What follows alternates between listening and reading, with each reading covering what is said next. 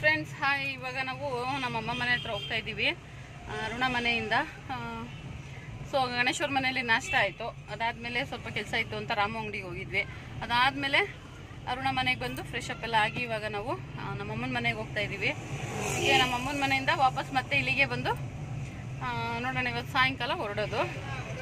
So ಯಾರಾದರೂ ಹೊಸದಾಗಿ ನನ್ನ ಚಾನಲ್ ನೋಡ್ತಾ ಇದ್ದರೆ ಪ್ಲೀಸ್ ನನ್ನ ಚಾನಲ್ನ ಸಬ್ಸ್ಕ್ರೈಬ್ ಮಾಡಿ, ಸಪೋರ್ಟ್ ಮಾಡಿ. ಆಮೇಲೆ ಆನೆ ನೋಡಿದ ಎಕ್ಸ್ಪೀರಿಯನ್ಸ್ ಅಂತೂ ತುಂಬ ಅಂದರೆ ತುಂಬಾ ಚೆನ್ನಾಗಿತ್ತು. ಏನಪ್ಪ ಅಂದರೆ ಇದೇ ಫಸ್ಟು ನಾವು ಆ ಥರ ಹತ್ತಿರದಿಂದ ಕೇರಳದಲ್ಲಿ ನೋಡಿದ್ವಿ. ಇನ್ನೂ ಇಷ್ಟ ಹತ್ತಿರದಿಂದ ಮತ್ತು ಇದೆಲ್ಲ ನೋಡಿದ್ದು, ಇಷ್ಟೊಂದು ಆನೆ ಎಲ್ಲ ನೋಡಿದ್ದು ಇದೇ ಫಸ್ಟು. ಸೊ ಚೆನ್ನಾಗಿತ್ತು ಫ್ರೆಂಡ್ಸ್, ನೀವು ನೋಡಿ ಯಾವ ಥರ ಇತ್ತು ಅಂತ ಅಂದ್ಬಿಟ್ಟು. ಈಗ ಸದ್ಯಕ್ಕೆ ನಾವು ವಿದ್ಯಾರಣ್ಯಪುರಮಿಂದ ನಮ್ಮ ಅಮ್ಮವ್ರ ಮನೆ ಇರೋದು ವಿವೇಕಾನಂದ ಸರ್ಕಲ್, ಅಲ್ಲಿಗೆ ಹೋಗ್ತಾ ಇದ್ದೀವಿ ಇವಾಗ. ಸೊ ಇವಾಗ ಹೊಸ ಮನೆಗೆ ಶಿಫ್ಟ್ ಆಗಿದ್ದಾರೆ. ಹಳೆ ಮನೆ ಹತ್ರ ಎಲ್ಲ ಹೊಡೆದಾಕ್ಬಿಟ್ಟವರು ಬಿಲ್ಡಿಂಗ್ ಎಲ್ಲ ಕಟ್ತಾ ಇರೋದ್ರಿಂದ ಹೊಸ ಮನೆಗೆ ಶಿಫ್ಟ್ ಆಗಿದ್ದಾರೆ. ಸೊ ನೋಡೋಣ, ನಾನು ನೋಡೇ ಇಲ್ಲ, ಇದೇ ಫಸ್ಟು ಹೋಗ್ತಾ ಇರೋದು. ಹೊಸ ಮನೆ ಹತ್ರ ಅಂಗಡಿ ಮನೆ ಎಲ್ಲ ಒಟ್ಟೊಟ್ಟಿಗೆ ಇದೆ, ಹೆಂಗಿದೆ ಅಂತ ಅಂದ್ಬಿಟ್ಟು ನಿಮಗೂ ಕೂಡ ತೋರಿಸ್ತೀನಿ.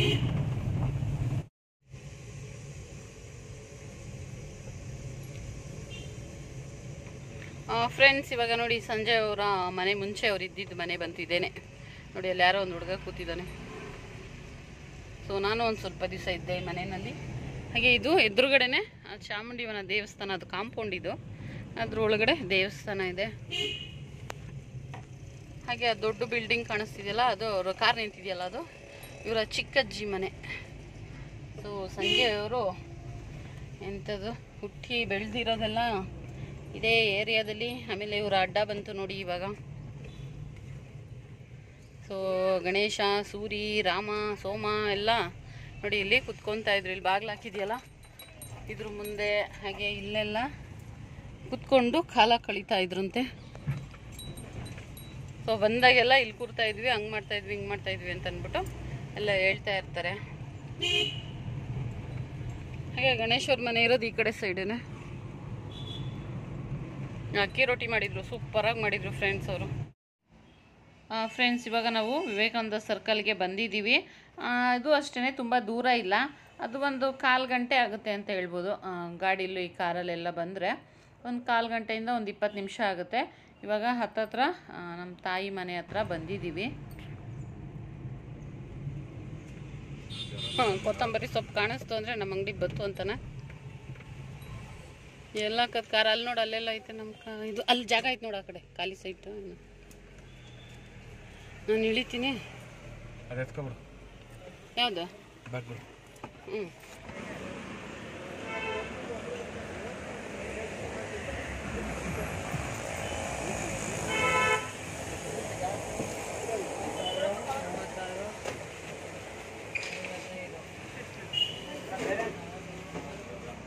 ಏನು ಅಪ್ಪವ್ರಿಗೆ ಹಿಂಗೆ ಓಪನ್ ಆಗಿ ಕೊಟ್ಬಿಟ್ಟಿದ್ರ? ಹಾಯ್ ಹಾಯ್, ಏನು ಈರುಳ್ಳಿ ವೆಯ್ಟ್ ಇದೆ ಅಂತ ಒಣಗಿಸ್ತಾ ಇದೆಯಾ? ಮತ್ತೆ ಎಣಿಸ್ತಾ ಇದೆಯಾ? ಈರುಳ್ಳಿ ಎಣಿಸ್ತಾ ಇದೆಯಾ?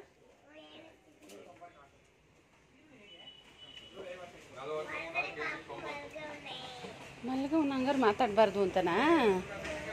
ಮಾತಾಡ್ತೀವಿ, ಕಿರ್ಚ್ತೀವಿ, ಎಬ್ಬಿಸ್ತೀವಿ. ಹಳ್ಳಿ ಅವನು, ನಮಗೇನು ಹೊಡಿತಾನ? ಹೌದಾ, ಕಿರ್ಚ್ತೀನಿ ಇರು.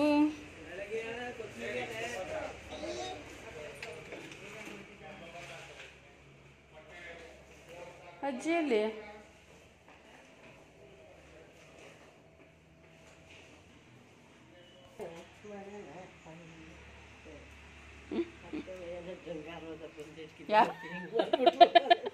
ಓನರ ಮನೆ ಹೆಂಗಿತ್ತು ಹೆಂಗೆ ಮಾಡ್ಬಿಟ್ಟು ಏನಂದ್ರು? ಏನು ಅನ್ಲಿಲ್ವಾ? ಹಾಂ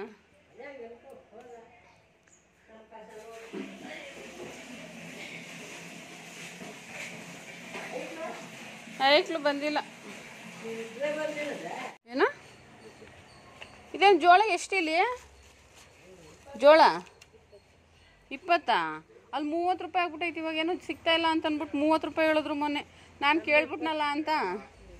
ಅದೇ ನೀವು ಮೊದಲಿಂದನೇ 20 ಮೊದಲಿಂದ 24 ಮಾಡ್ತಿದ್ವಿ. ಕೇಳ್ಬಿಟ್ನಲ್ಲ ಇನ್ನೇನು ಬೇಡ ಅಂತ ಹೋಗೋದು ಅಂತ ತಗೊಂಡೆ. 30 ರೂಪಾಯಿ ಕೊಟ್ಟು ಒಂದು ಜೋಳ ಸ್ವೀಟ್ ಕಾರ್ನು. ಇಲ್ಲಲ್ಲ ಕಣೋ, ಬೆಂಗಳೂರಲ್ಲಿ ಸ್ವೀಟ್ ಕಾರ್ನೇ. ಈರುಳ್ಳಿ ಎಷ್ಟು? 70 ರೂಪಾಯಿ ಅಲ್ಲಿ. ಅದು ಅರ್ಧ ಹೋಗೇ ಬಿಟ್ಟಿರುತ್ತೆ. ಹೋಗು, ಏನು ಡ್ರೈ ಐತಲ್ಲಿ ಜಾಸ್ತಿ. ಈರುಳ್ಳಿ ಕಮ್ಮಿ ಬರ್ತದೆ, ತೂಕ ಜಾಸ್ತಿ ಆಯ್ತದೆ. ಇವನು ಒಣಗ್ಸವನೆ ಡ್ರೈ ಅಂತನಕ್ಕೆ. ಇದೆಷ್ಟು?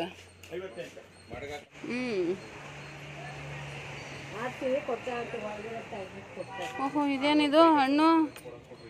ಇದೇನ ಹೋಗ್ಬಿಟ್ಟೈತಲ್ಲಮ್ಮ, ಇದೆಲ್ಲ ಹೋಗಿರೋದಾ? ಇವೆಲ್ಲ ಹೋಗ್ಬಿಟ್ಟಿರೋದು.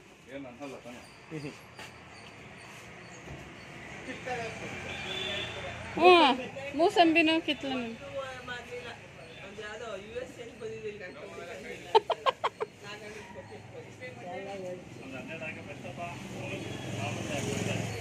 ಇದೇನಿದೆ ಇಲ್ಲಿ ತಗ್ಲಾಕ್ಬಿಟ್ಟಿದ್ದೀರಾ? ಈ ಸರಿ ಕಮ್ಮಿ ಹಾಕ್ಸಿರಂಗವ್ರೆ. ಮುಂಚೆ ಏರ್ ಹಾಕೊಂಡಿರೋರು ಇವನ್ನೆಲ್ಲ. ಒಂದು ಬ್ಯಾಗ್ ಕೊಡಪ್ಪ, ಬ್ಯಾಗ್. ಓಹೋ, ಇದೇನು ಬರೀ ಟ್ರೇಗಳು ಇಟ್ಬಿಟ್ಟು ಟೇಬಲ್ ಮಾಡಿಬಿಟ್ಟಿದ್ಯಾ? ಟ್ರೇಗಳು ಇಟ್ಬಿಟ್ಟು ಟೇಬಲ್ ಮಾಡಿಬಿಟ್ಟವನ. ಉಳ್ತಾಯ ಯೋಜನೆ ಮಾಡವನೆ. ಏನಿದು ಏಕಾ ಶೆಡ್ಡು? ಸ್ವಂತ ಮನೆ ಅವನಿಗೆ ಗಾಬರಿ ಆಗ್ಬಿಟ್ನಂತಲ್ಲ ಓನರು. ಏನು ಇವ್ರು ಕೊಟ್ರೆ ಮನೇನ ಹಿಂಗೆ ಮಾಡಿ ಕೊಟ್ರೆ ಮನೆ ಅಂತ ಕೊಟ್ರೆ ಅಂಗಡಿ ಮಾಡಿಕೋರಲ್ಲ ಇವರು ಅಂತ. ಕಾರ್ ಅಲ್ಲ ಹಾಕೊಂಡವನು. ಇದು ಶಿಫ್ಟು. ಇದೇ ನಾಯಿ ಸಾಕಿದ್ದೀರಾ? ಏನು ಸಂಬಳ ಇಲ್ದಿರೋ ಸೆಕ್ಯೂರಿಟಿ? ಯಪ್ಪ, ಸಂಬಳ ಇಲ್ಲದಿರೋ ಸೆಕ್ಯೂರಿಟಿ.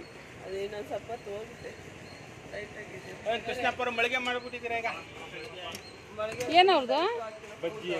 ಬಜ್ಜಿ ಅಂಗಡಿನಾ? ಅಂಕಲ್ ಎಷ್ಟು? 10 ರೂಪಾಯಿಗೆ ಬಜ್ಜಿ? 10 ರೂಪಾಯಿಗೆ ಬಜ್ಜಿ ಎಷ್ಟು ಅಂಕಲ್? ಬೆಂಗಳೂರಲ್ಲೂ ಅಷ್ಟೇ ಕಣ. ಇವರು ಇಷ್ಟು ಮಾಡ್ಬಿಟ್ಟವ್ರೆ. ಏನ್ ಅಂಕಲ್ ಬೆಂಗಳೂರು ರೇಟ್ ಮಾಡ್ಬಿಟ್ಟಿದ್ದೀರಾ? ಏಕೆ? ಬೆಂಗಳೂರಿಂದ ಬಂದು ಇಲ್ಲಿ ತಿಂತಾರೆ ಅಂತನಾ? ₹1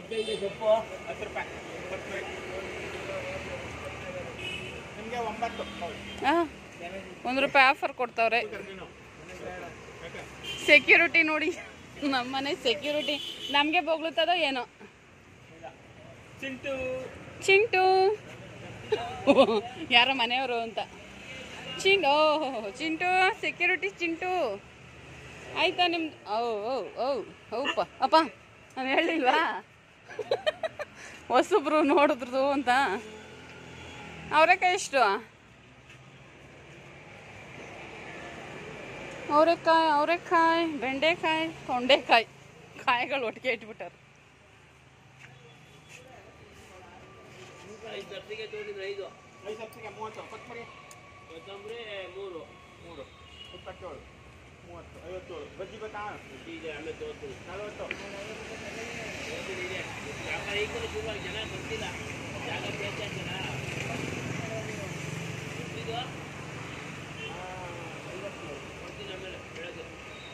ಇದೇನದು ಹಂಗೆ ಹೋಗ್ತೈತೆ ನೀನು ಹೊರ್ಕೊಂಡ್ರೆ? ಅಲ್ಲೋಡ ಫ್ಲೆಕ್ಸಿಬಲ್.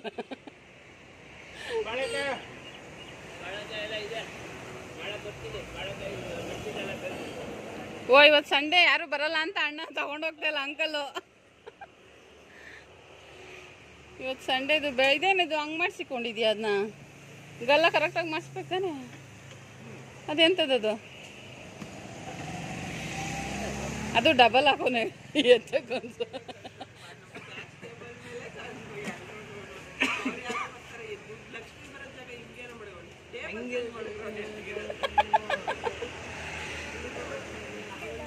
ಏನಿದು? ಬ್ರೊಕೊಲಿ.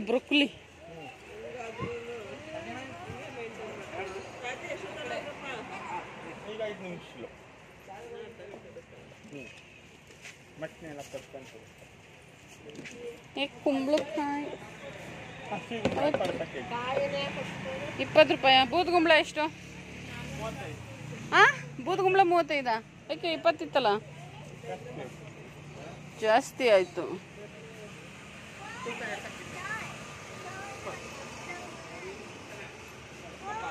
ಹಾಂ ನಡಿ. ಫ್ರೆಂಡ್ಸ್, ಮುಂಚೆ ಏನಾದರೂ ನನ್ನ ವಿಡಿಯೋ ನೋಡಿದರೆ ಗೊತ್ತಿರುತ್ತೆ ಆ ಮನೆ ಯಾವ ಥರ ಇತ್ತು ಅಂತ. ಬಟ್ ನಮ್ಮ ಅಂಗಡಿ ಆದಮೇಲೆ ಯಾವ ಥರ ಆಗಿದೆ ನೋಡಿ. ಯಪ್ಪ ದೇವ್ರೆ, ನೋಡ್ಬಿಟ್ಟು ಓನರೇ ಶಾಕ್ ಆಗ್ಬಿಟ್ರಂತೆ, ಈ ಮನೆ ಓನರು. ಸೊ ನೋಡಿ, ತರಕಾರಿ ಅಂಗಡಿನ ಎಷ್ಟು ಜಾಗದಲ್ಲಿ ದೊಡ್ಡದಾಗಿ ಮಾಡಿದ್ದಾರೆ ಇವಾಗ. ಅಲ್ಲಿಗಿಂತ ಆ ಮನೆ ಹತ್ರ ಇದ್ದಿದ್ದ ಅಂಗಡಿಗಿಂತ ಈ ಮನೆ ಅಂಗಡಿ ದೊಡ್ಡದಾಗಿದೆ. ಈಗ ನಾವು ಹೊರಗಡೆ ಹೋಗಿ ಬರ್ತೀವಿ. ಫ್ರೆಂಡ್ಸ್ ನೋಡಿ, ನಮ್ಮಮ್ಮವ್ರು ಮುಂಚೆ ಇದ್ದಿದ್ದ ಮನೆ ಇದು ಕಟ್ತಾ ಇದ್ದಾರೆ. ಅದ್ರ ಪಕ್ಕ ನೋಡಿ ಸೇಟು ಅವ್ರ ಅಂಗಡಿ. ಸೊ ಕಟ್ತಾ ಇದ್ದಾರೆ ಇವಾಗ ಅದನ್ನು. ಹಾಗಾಗಿ ಖಾಲಿ ಮಾಡಿಕೊಂಡು ಆ ಮನೆಗೆ ಹೋಗಿದ್ದಾರೆ. ಅಯ್ಯೋ, ಅಲ್ಲಿ 100 ರೂಪಾಯಿ, 100 ರೂಪಾಯಿ kg ಬೆಂಗಳೂರಲ್ಲಿ.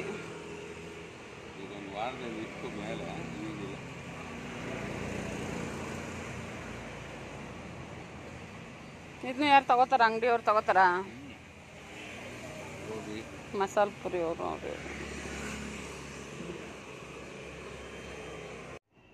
ಫ್ರೆಂಡ್ಸ್ ನೋಡ್ತಾ ಇದ್ದೀರಲ್ಲ, ಮೆಣಸಿನ್ಕಾಯಿ ಎಲ್ಲ ಹಣ್ಣಾಗ್ಬಿಟ್ಟಿದೆ. ಹೆಸರೇ ಹೇಳೋಗೆ ಎಲ್ಲರೂ ಕೇಳೋದೆ ಹಸಿ ಮೆಣಸಿನ್ಕಾಯಿ ಕೊಡಿ ಅಂತ, ಇಲ್ಲ ಹಸಿರು ಮೆಣಸಿನ್ಕಾಯಿ ಕೊಡಿ ಅಂತ. ಸೊ ಹಂಗಾಗಿ ಈ ಕೆಂಪಗಾಗಿರೋದೆಲ್ಲ ಯಾರೂ ತಗೊಳ್ಳೋದಿಲ್ಲ, ಹಾಗಾಗಿ ಸಪ್ರೇಟ್ ಮಾಡ್ತಾ ಇದ್ದಾರೆ. ನಮ್ಮ ಅಂಗಡಿಯಲ್ಲಿ ಯಾವಾಗಲೂ ಅಷ್ಟೇ, ನಾನು ತುಂಬ ಸರಿ ಹೇಳಿದ್ದೀನಿ ನಮ್ಮ ಅಂಗಡಿ ವೀಡಿಯೋ ಮಾಡಿದಾಗೆಲ್ಲ.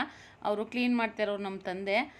ಏನಂತಂದರೆ ಯಾವಾಗಲೂ ಅಷ್ಟೇ, ಅವ್ರಿಗೆ ಪ್ರತಿಯೊಂದು ತರಕಾರಿನೂ ನೀಟಾಗಿ ಹಾರಿಸಿ ಕೊಳ್ತಿರೋದೆಲ್ಲ ತೆಗೆದು, ಬೆಂಡಾಗಿರೋದು ಮತ್ತು ಬಲ್ತಿರೋದು ಆಲ್ಮೋಸ್ಟ್ ಎಲ್ಲನೂ ತೆಗೆದೇ ಹಾಕ್ತಾರೆ. ಆ ಥರನೇ ನಮ್ಮ ಅಂಗಡಿಯಲ್ಲಿ ತರಕಾರಿಗಳಾಗಿರ್ಬೋದು ಪ್ರತಿಯೊಂದನ್ನು ಕೂಡ ಸೇಲ್ ಮಾಡೋದು. ಅದಕ್ಕೆ ಅಂತಲೇ ಕೆಲಸಕ್ಕೆಲ್ಲ ಇಟ್ಕೊಂಡಿದ್ರು ಮುಂಚೆ ಎಲ್ಲ. ಇವಾಗ ಬರೀ ಕ್ಲೀನ್ ಮಾಡೋಕ್ಕೆ ಅಂತಲೇ ಬೇರೆಯವರು ಒಬ್ಬರು ಅಂಕಲ್ ಬರ್ತಾಯಿದ್ರು ಕೆಲಸಕ್ಕೆ ಅಂತ ಅಂದ್ಬಿಟ್ಟು. ಇವಾಗ ನಮ್ಮ ತಂದೆ ಮತ್ತು ಬೇರೆ ಕೆಲಸದವ್ರು ಒಂದಿಬ್ರು ಇದ್ದಾರಲ್ಲ, ಅವರೆಲ್ಲರೂ ಕೂಡ ಮಾಡ್ಕೊತಾರೆ. ಪ್ರತಿಯೊಂದು ತರಕಾರಿನೂ ಅಷ್ಟೇ ನೀಟಾಗಿ ಕ್ಲೀನ್ ಮಾಡಿನೇ ಎಲ್ಲ ಹಾಕೋದು. ನಮ್ಮ ತರಕಾರಿ ಅಂಗಡಿಯಲ್ಲಿ ಏನಪ್ಪ ಅಂತಂದರೆ ನೋಡಿ, ಮೊಟ್ಟೆ ಆಗಿರ್ಬೋದು ಅಥವಾ ದೀಪದ ಎಣ್ಣೆ, ಅರಿಶಿನ, ಕುಂಕುಮ, ಒಂಥರ ಗಂದಿಗೆ ಅಂಗಡಿನೂ ಆಯಿತು, ಹಾಗೆ ತರಕಾರಿ ಅಂಗಡಿನೂ ಆಯಿತು, ಹಣ್ಣು ಅಂಗಡಿ ಆಯಿತು, ಮತ್ತೇನು ಈ ಮಸಾಲ ಪೌಡರ್ಗಳೇನಿರುತ್ತೆ ಅದೆಲ್ಲನೂ ಸಿಗುತ್ತೆ. ಗರಂ ಮಸಾಲ, ಪೆಪ್ಪರ್ ಪೌಡರು, ಈ ಖಾರದ ಪುಡಿ ಸಂಬಂಧಪಟ್ಟಿದ್ದು ಅದೆಲ್ಲ ಸಿಗುತ್ತೆ. ಅಲ್ಲೇ ಬಂದು ಹಾಕ್ತಾರಲ್ವ, ಹಾಗಾಗಿ ಈಗ ಅಂಗಡಿಗಳಿಗೆಲ್ಲ ಕೊಡೋಕೆ ಬಂದವರು ಕೂಡ ಅಲ್ಲಿಗೆ ಬಂದು ಹಾಕ್ತಾರೆ, ಹೋಲ್ಸೇಲ್ ಡೀಲರ್ಸು. ಹಾಗಾಗಿ ಅದು ಕೂಡ ಸೇಲ್ ಮಾಡ್ತಾರೆ. ಚಿಕ್ಕ ಪುಟ್ಟ ಯಪ್ಪ, ನೀನು ಹತ್ರಕ್ಕೆ ಬರಲ್ಲಪ್ಪ, ನಾವು ಕಚ್ತಿ ಅಂತಲ್ಲ. ಏನದು ಮುರ್ದಾಕ್ದ? ಮುರ್ದಾಕ್ದ? ಯಪ್ಪ, ಇವನ್ನ ಮುಟ್ಬಾರ್ದು, ಕಚ್ಬಿಡ್ತಾನೆ ಇವನು. ಸರಿ ಇಲ್ಲ, ಅವನು ಮುಟ್ಬೇಡ, ಕಚ್ತಾನೆ ಅವನು. ಏನು ಕೈ ಕಚ್ಬಿಟ್ಟವನು ಅಂತಲ್ಲ ಇವಳಿಗೆ. ಏನು ಮಾಡ್ತಿದ್ಯಾ ಹೇಳು? ಹಾಂ, ಯಾರು ನೋಡಿ ಕಲ್ತೆ ಇದನ್ನೆಲ್ಲ? ಗ್ರಹಿತ್ ಯಾರು ನೋಡಿ ಕಲ್ತೆ ಇದನ್ನೆಲ್ಲ? ತಾತ ನೋಡ್ಬಿಟ್ಟು ಕಲ್ತಾ?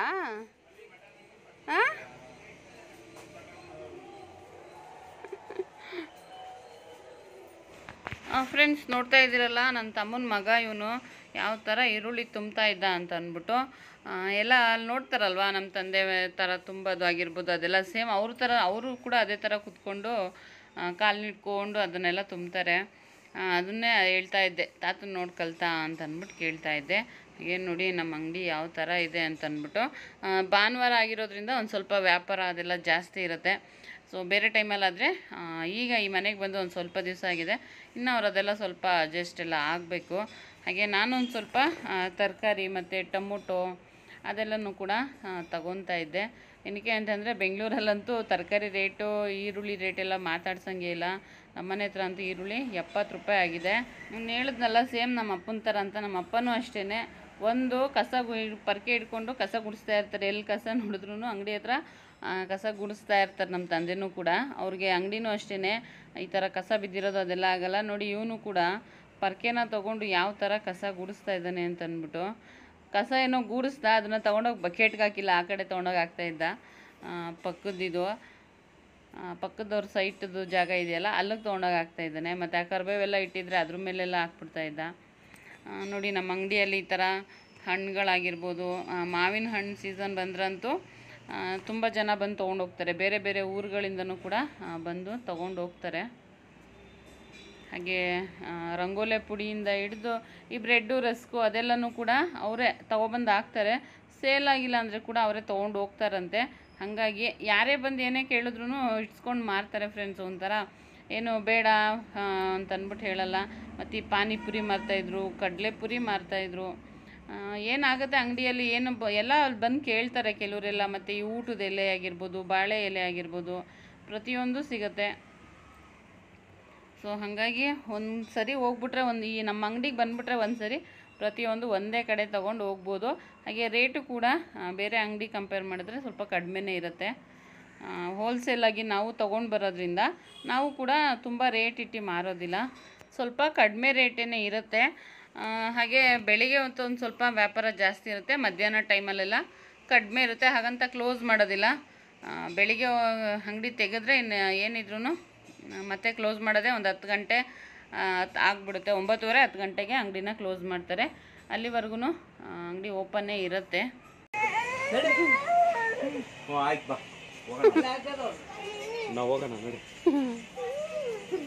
ಕಸ ಗುಡಿಸ್ಬೇಕಾ? ಅಲ್ಲ ಅದೇನೆ ಅಲ್ಲ ಫಸ್ಟ್ ತಗೊಂಡೋಗಿ ಕೆಳಗೆ ಸುರಿದವನೆಲ್ಲ ಹಾಕೊಳ್ಳಿ ಪಾಪ ಅವ್ರು ಬೈಕೋತಾರೆ. ಓಯ್ ನೀವೇ ಮಾಡಿಸಿರೋದಾ?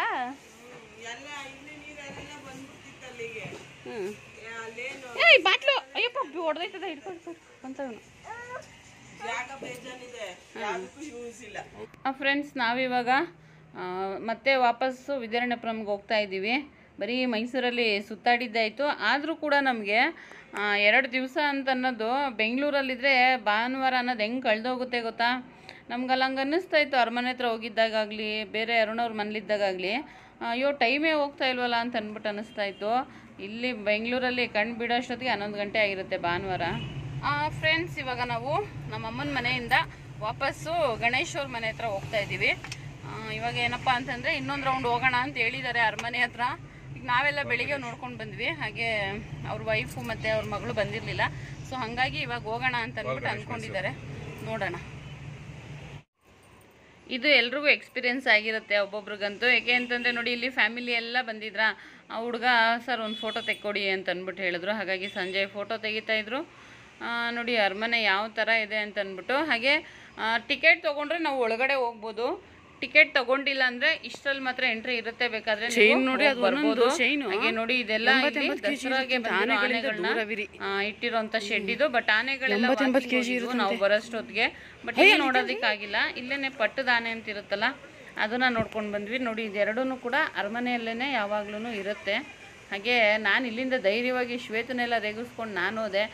ಆನೆ ಹತ್ರ ಹೋಗೋಕೆ ಎದುರ್ಕೋತೀರಾ ಅಂತ.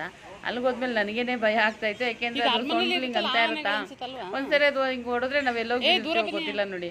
ಅದಕ್ಕೆ ಹಂಗಂತ ಅಂದ್ಬಿಟ್ಟು ಅನ್ನಿಸ್ತಾ ಇತ್ತು ನನಗಂತೂ. ನೋಡಿ ಒಬ್ಬೊಬ್ರು ಎದುರ್ಕೊತಾ ಇದ್ರು, ಆಮೇಲೆ ಮುಟ್ತಾ ಇದ್ರು.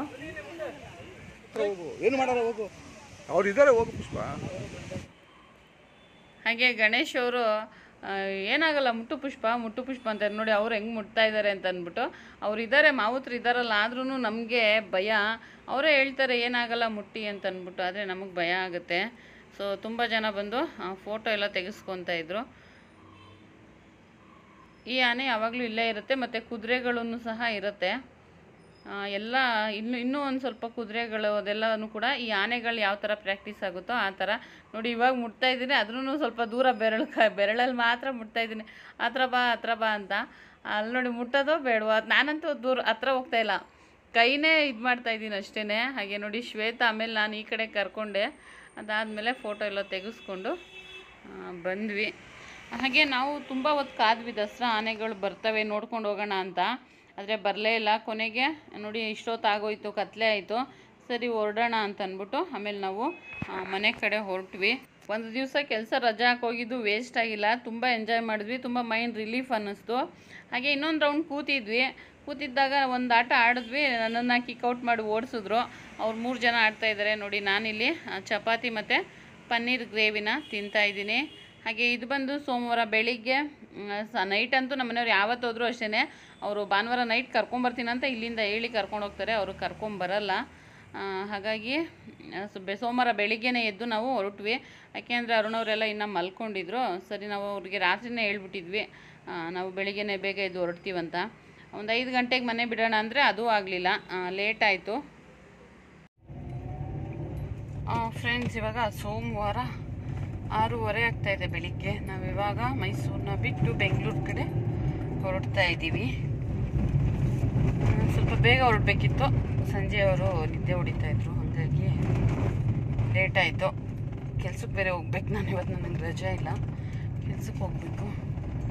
ಒಂದು ½ ಅನ್ ಅವರ್ ಲೇಟ್ ಆದ್ರೂ ಹೋಗ್ಬೋದು, ಏನೂ ತೊಂದರೆ ಇಲ್ಲ.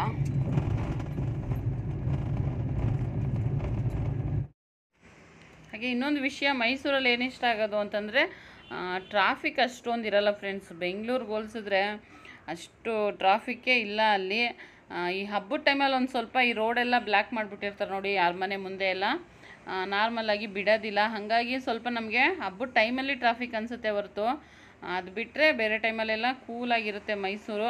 ಅದಕ್ಕೋಸ್ಕರನೇ ಎಷ್ಟೋ ಜನ ಏನು ಬೆಂಗಳೂರಲ್ಲೆಲ್ಲ ಚೆನ್ನಾಗಿ ದುಡ್ದು, ಇಲ್ಲ ಬೇರೆ ಊರುಗಳಿಂದೆಲ್ಲ ಚೆನ್ನಾಗಿ ದುಡ್ದು ಕೊನೆಗೆ ಹೋಗಿ ಮೈಸೂರಲ್ಲಿ ಸೆಟ್ಲಾಗೋಂಥವ್ರು ಇರ್ತಾರೆ, ಅಥವಾ ಈ ಮಂಡ್ಯ ಸೈಡು ಆ ಥರ ಎಲ್ಲ ಹೋಗಿ ಸೆಟ್ಲಾಗೋರು ಇರ್ತಾರೆ. ನೋಡೋಣ, ನಾವು ಫ್ಯೂಚರಲ್ಲಿ ಏನಾದರೂ ಹೋಗಿ ಮೈಸೂರಲ್ಲಿ ಸೆಟ್ಲಾಗಬೇಕು ಅಂತ ಆಸೆ ಇದೆ. ಬಟ್ ಆಗುತ್ತಾ ಆಗಲ್ವಾ ಗೊತ್ತಿಲ್ಲ. ಟ್ರೈ ಮಾಡ್ತಾಯಿದ್ದೀವಿ ಮೈಸೂರಿಗೆ ಹೋಗೋಣ ಅಂತಂದ್ಬಿಟ್ಟು. ಸದ್ಯಕ್ಕಿಲ್ಲ, ಇನ್ನೂ ಒಂದು ಸ್ವಲ್ಪ ವರ್ಷಗಳಾಗತ್ತೆ. ಅದಾದಮೇಲೆ ನೋಡಿ, ಇವಾಗ ನಾವು ವಾಪಸ್ಸು ಅರಮನೆ ಮುಂದೆನೇ ಹೋಗ್ತಾಯಿದ್ದೀವಿ. ಹಾಗೆ ಅರುಣವ್ರ ಮನೆ ತುಂಬ ಹತ್ರನೇ ಇರೋದು ಅರಮನೆಗೆ. ಬೇಕಾದ್ರೆ ನಡ್ಕೊಂಡು ಕೂಡ ನಾವು ಒಂದು 10 ನಿಮಿಷದಲ್ಲೇ ಬಂದುಬಿಡ್ಬೋದು. ನೋಡಿ, ಆವಾಗಲೇ ಯಾರೋ ಬೇರೆಯವರು ಬಂದು ಫೋಟೋ ತೆಗಿತಾ ಇದ್ದಾರೆ. ಸೋಮವಾರನೂ ರಜಾ ಇರುತ್ತೆ ಅಲ್ವಾ, ಗೌರ್ಮೆಂಟ್ ರಜಾ ಇತ್ತು. ಬಟ್ ನಮಗೆ ರಜಾ ಇಲ್ಲ, ಅದಕ್ಕೋಸ್ಕರ. ಫ್ರೆಂಡ್ಸ್ ನೋಡಿ, ಇಲ್ಲಿವರೆಗೂ ಬರುತ್ತೆ ಆನೆಗಳು. ಬೆಳಿಗ್ಗೆ ಹೊತ್ತು, ಸಾಯಂಕಾಲದ ಹೊತ್ತು 2 ಟೈಮು ಬರುತ್ತೆ. ಬನ್ನಿ ಮಂಟಪದವರೆಗೂ ಬಂದು ವಾಪಸ್ ಹೋಗುತ್ತೆ.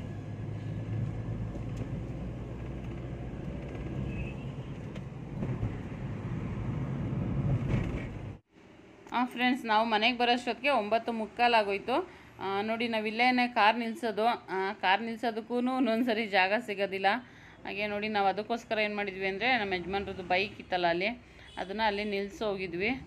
ಆಮೇಲೆ ಬಂದು ಇಲ್ಲಿ ಗಾಡಿನ ಪಾರ್ಕ್ ಮಾಡಿದ್ವಿ. ಓಕೆ ಫ್ರೆಂಡ್ಸ್, ಈ ವಿಡಿಯೋನ ಇಲ್ಲಿಗೆ ಎಂಡ್ ಮಾಡ್ತಾಯಿದ್ದೀನಿ. Thank you for watching.